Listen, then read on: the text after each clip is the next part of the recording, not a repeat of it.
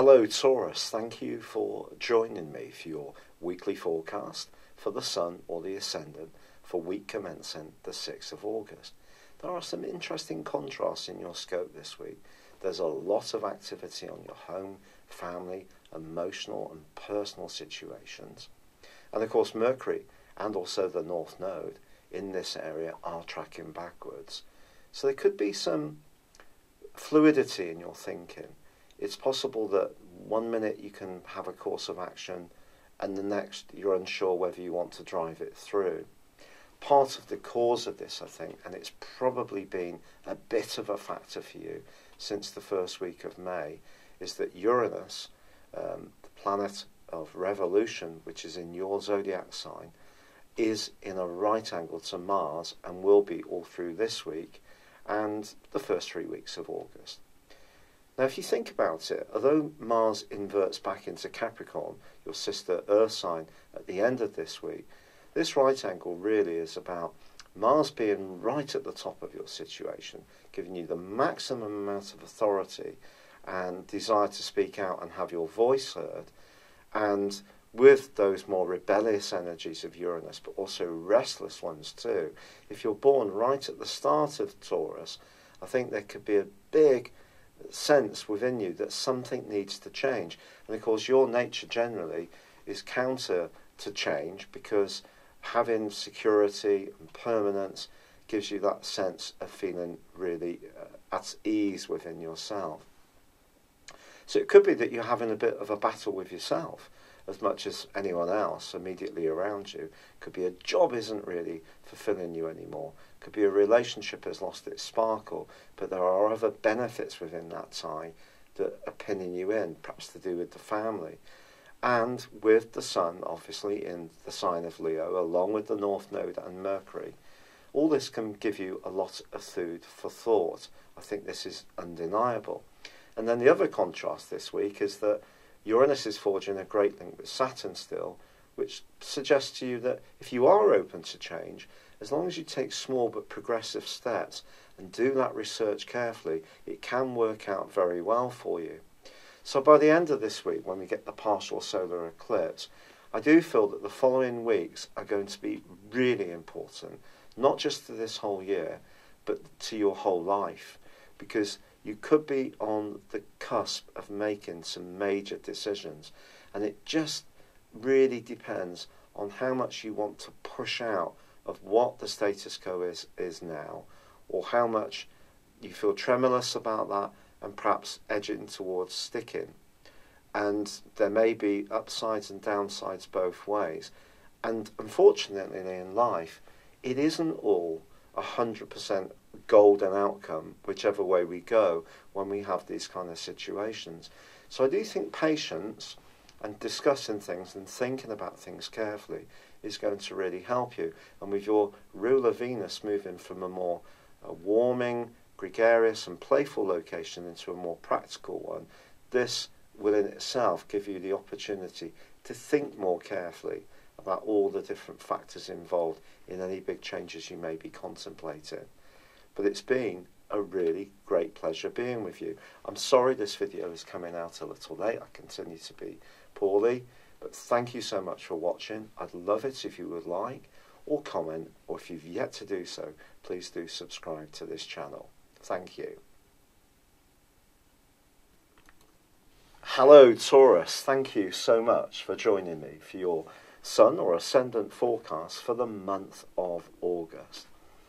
Now there's going to be a lot of astrologers on YouTube talking about retrogrades, and of course there are some retrogrades this month, but 3 of them are concerning 3 of the higher octave or outer planets in the form of Neptune, Uranus and Pluto.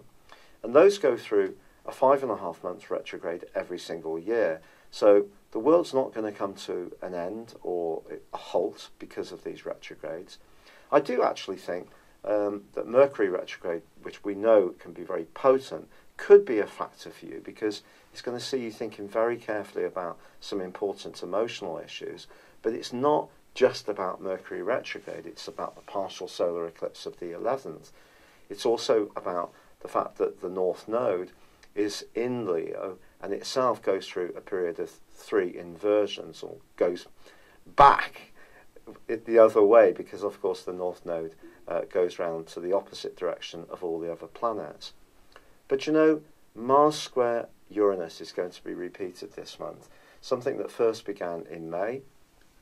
Initially this month it's going to be concerning Uranus in your sign, of course, but Mars is going to actually reverse back into your sister Earth sign of Capricorn on the 13th. But that's not going to stop the square happening, because on a disassociate basis, within a 3-degree orb, it's still going to be there. So what does this mean? Well, it means, I feel, and this can be linked to all this stuff going on in the more foundational part of your horoscope, to do with emotion, home, very close relationships. I do feel that if you're in a situation which is stopping you from thriving and being a naturally flowing and evolving being and person, you could find yourself really staging something of a rebellion this month, and quite a major one too. Now, this may have been cooking up since the second week of May for you, and possibly there's been sparks and incidents since then, but I really feel that they can hot up this month. Mars for you in the 10th solar house initially is about you being more outspoken and more assertive about what you really feel, particularly if people aren't hearing your needs, which is possible with the Sun, the partial solar eclipse, and Mercury retrograde, and of course also the North Node, all in Leo.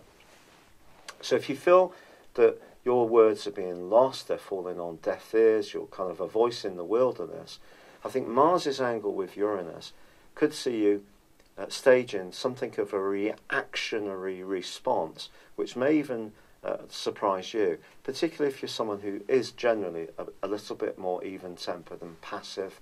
I don't mean passive in a weak way, but just likes to have peace and tranquility in your life. You may be surprised by how much more strident you can be.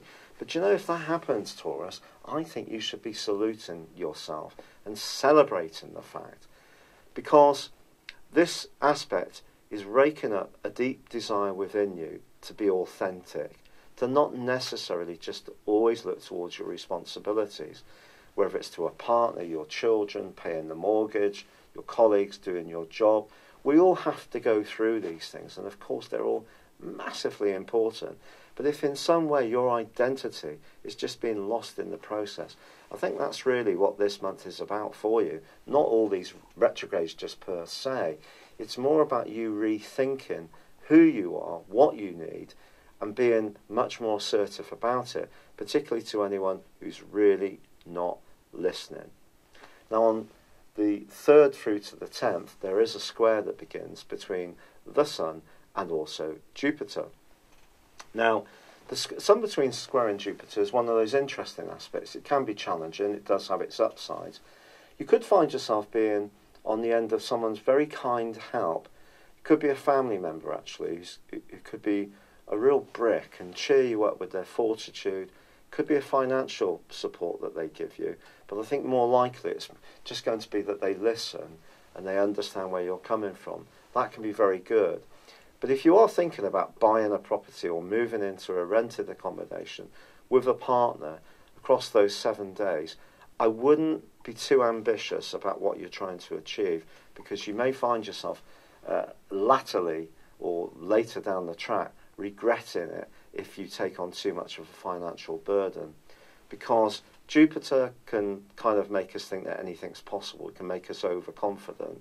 And I think in that particular angle, just try to be real about anything to do with the family, anything to do with relationships.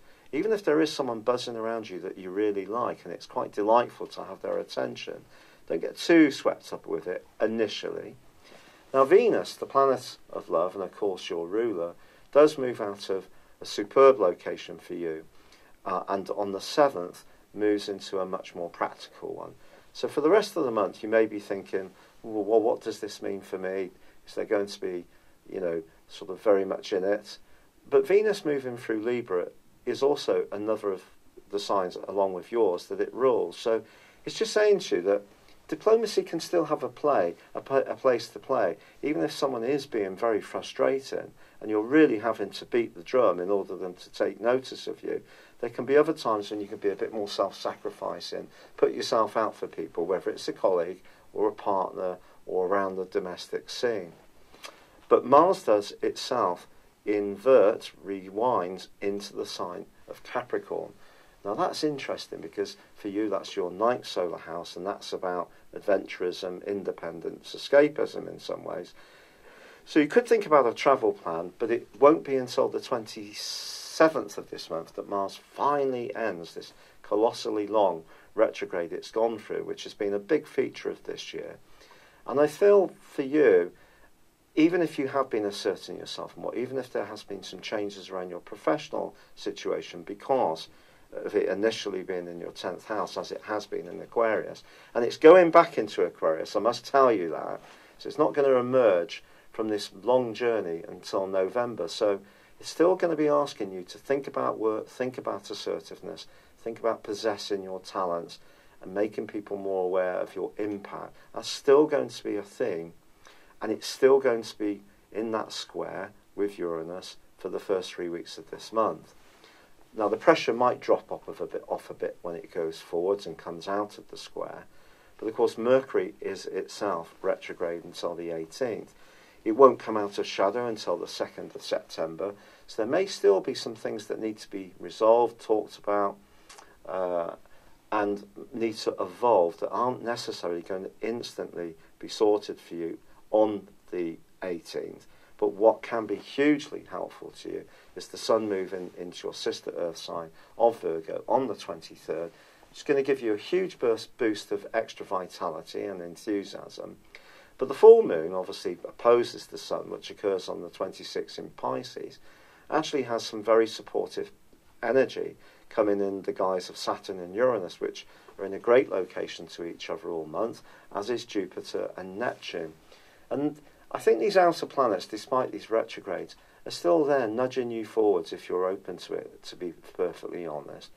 I think it's just possible on the 26th, on this back of this full moon, that if you are in a romantic relationship which is not working very well, or there's someone in your circle, a friend who tends to sort of be a bit clingy or controlling or wants too much of your time and attention, you may assert yourself a little bit more on the back of that.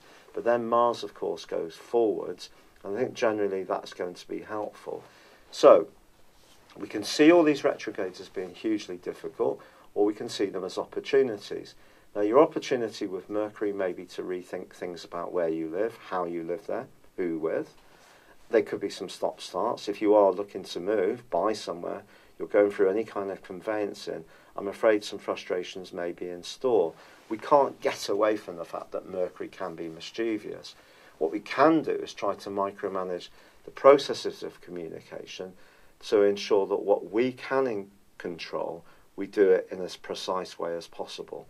Still no guarantees, but I still feel there could be some revelations within the family, within yourself, and I think a lot of it is about you coming into your power this month. So even if there are some bumpy moments and someone around you doesn't like it, if you're trying to shift the status quo, stick with it, Taurus.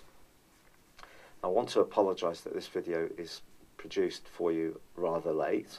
I'm doing this on the 24th of July.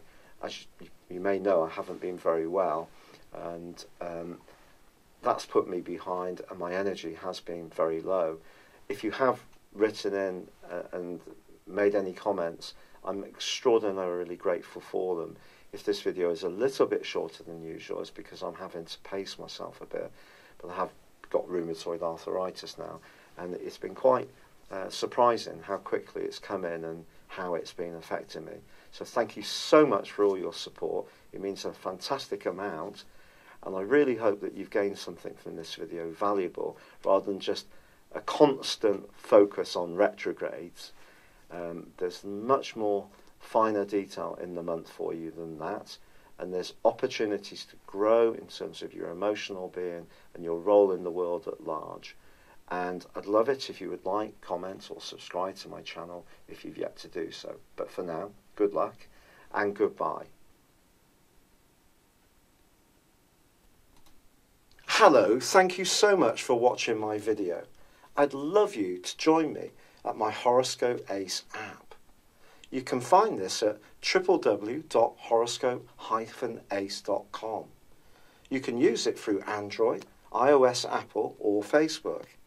Check out your ascendant or your moon sign or download your free birth chart. There's all your favourite videos, plus there are daily, weekly, monthly and yearly horoscopes for general, love, Chinese and Indian astrology. If your passion is tarot, there's my brilliant 3-card money or love tarot readings too. And it's all there at www.horoscope-ace.com. Thank you.